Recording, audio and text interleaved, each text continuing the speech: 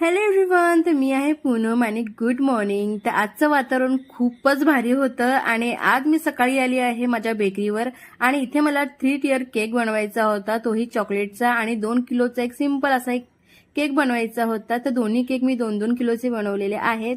घरी आल्यानंतर चेंज केलं मस्त आणि झोपली होती मी, थोडीशी पडली आणि इथे तुम्ही बघू शकता माझी म्हणू माझ्या बाजूला मस्त बसलेली होती आणि त्यानंतर तिला लागली भूक. तिला खाऊ आणि खाऊ खाल्ल्यानंतर आमची महाराणी बघा कशी झोपली आहे.